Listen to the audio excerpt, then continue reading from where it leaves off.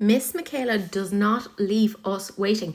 So we knew just the other day that P Louise was doing collaboration with Mikayla, and she kind of gave us a little bit of a sneak peek of the outside of the palette. It's called To Have and To Hold, but she revealed today on her TikTok what the inside of the palette looks like. Let's chat about it.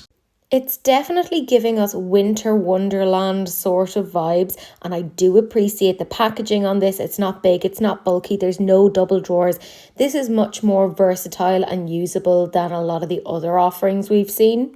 And this is what the palette looks like. I think it's really cute that they have this like sort of a cutout of her and her husband.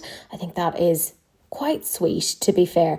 Now, what do I think of the palette? I think this is a terrible idea for P Louise. Now, hear me out, because they literally just talked about their new 42 pan, way too big, blue palette that needed to be edited down, and that's coming as part of their budget box. They also had like their purple palette during the summer, and they also had like a nude palette during the summer as well.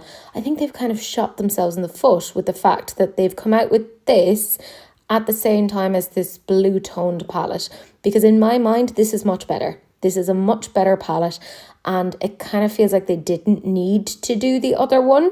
I think this is like quite nice. It looks quite pretty. There's a good level of depth. I like that there's a neutral part, there's a blue part. It looks pretty decent. I mean, we have still to see swatches, but I don't know. I think it was silly of them to kind of come out with two blue toned palettes at the same time.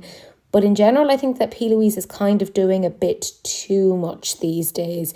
Like, I mean, we're just hot off the heels of their very strangely early Black Friday thing. So I don't know. It feels a little bit strange to me. In all, though, I think that this makes sense. It's a very smart sort of a collab on lots of fronts. The palette itself is done very, very well. There's some really cute little elements there that are clearly linked to Mikayla, so it's clear that it's a collab and not just oh, I've smashed my name onto it.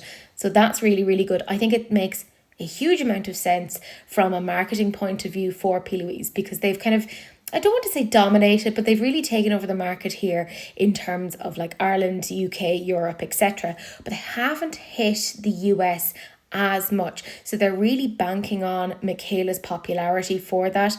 And in my opinion, that makes sense. I mean, it's just good business sense. I don't know, this palette isn't for me because, as I said before, I'm getting the November budget box. I'm kind of signed up for it anyways. So I'm getting that way too big, way too poorly edited blue palette. So it wouldn't make sense for me to get that and to get this as well. But I think in general, this makes an awful lot of sense. It's a great one for this time of the year. I mean, we'll see what the story is in terms of swatches. Apparently it lights up as well, which is obviously a thing that P Louise tends to do an awful lot. You're like, why do I need my palettes to light up? And she's like, never mind, have a light up palette. It is quite gimmicky and kind of cute.